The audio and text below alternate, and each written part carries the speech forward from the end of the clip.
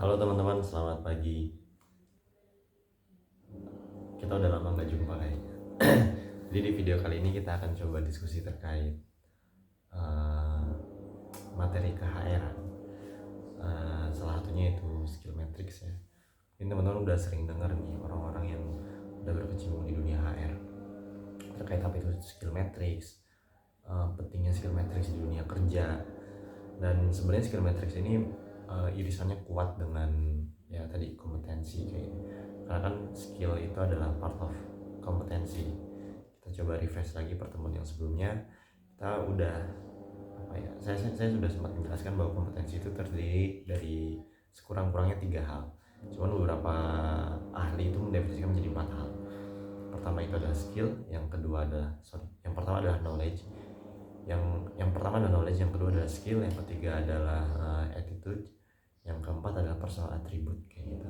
Nah, di bagian skill matrix ini, uh, di bagian skill ini biasanya para HR di perusahaan-perusahaan itu membreakdown lebih detail kayak gitu, karena memang mungkin perspektifnya adalah para HR ketika meng-hire orang kan, atau bukan HR aja sih, kayak ketika seseorang di hire kan pasti yang dilihat mostly adalah skillnya kayak gitu kan ya. Dan ketika dia skillnya sudah bisa, secara otomatis dia sudah punya pengetahuan terhadap skill itu. Makanya biasanya yang dipakai adalah, yang dijadikan matrix adalah skill matrix, karena sebenarnya ketika dia udah bisa melakukan itu pasti dia tahu caranya kayak gimana gitu kan. Jadi if skill bisa, ada kemungkinan besar knowledge-nya juga udah bisa gitu terkait skill tersebut. That's why ya muncullah istilah skill matrix gitu.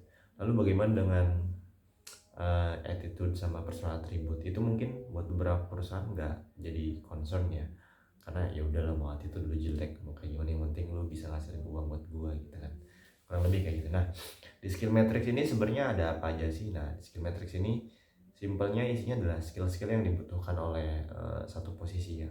Kayak misalkan kita atau teman-teman di marketing nih, apa aja sih skill mendasar yang harus dimiliki seorang marketing? Kayak apa ya, skill skill kayak misal, nah contohnya dulu kayak selling skill, atau apa namanya, bikin pemasaran online kayak gitu, marketing online dan sebagainya. Yang biasanya untuk skill matrix ini tendensinya lebih ke hard skill sih sebenarnya gitu. Makanya kayak misalkan kalau operator IT misalnya, atau ahli IT, dia punya skill untuk mengoperasikan aplikasi tertentu, bisa itu Golang misalkan, atau PHP, atau Visio dan lain sebagainya. Nah, itu biasanya sih yang saya temukan itu skill matrix lebih merujuk kepada hard skill, bukan kepada soft skill kayak gitu. Cuman ya nggak menutup kemungkinan juga kita membuat skill matrix tapi berdasarkan soft skill kayak gitu. Cuma balik lagi ke tadi, umumnya orang menggunakan skill matrix ini untuk sesuatu yang bersifat hard kayak gitu. Nah, cara bikinnya gimana? Cara bikinnya sama aja kayak teman-teman bikin kompetensi. Teman-teman harus tahu dulu expected outcomes-nya apa dari satu posisi itu. Setelah itu kita coba identifikasi skill apa aja sih yang diperluin sama posisi tersebut. Kayak misalkan posisi IT ya tadi, misalkan dituntut untuk bisa melakukan pemrograman dengan menggunakan bahasa Java, PHP, Golang, Node.js misalkan, atau CSS, HTML, apalagi dan lain sebagainya. Nah, dari situ kita sudah tinggal di assess gitu, seseorang tersebut bisa atau tidak melakukan hal yang diekspektasikan.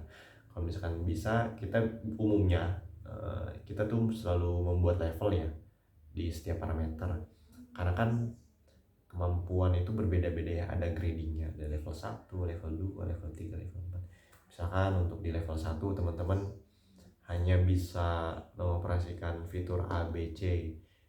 Di level 2 bisa mengoperasikan fitur F, E, F, G, H, I, J, K, L dan lain sebagainya. Nah, kenapa harus kita grading kayak gitu? Karena ya tadi, kemampuan seseorang atau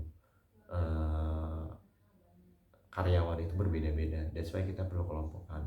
Dan umumnya kita itu membagi level berdasarkan jenjang level yang ada di tempat tersebut. Misalkan staff itu pasti akan beda expectednya dengan supervisor akan berbeda ekspektasi yang diekspektasikan dengan manajer dan lain sebagainya.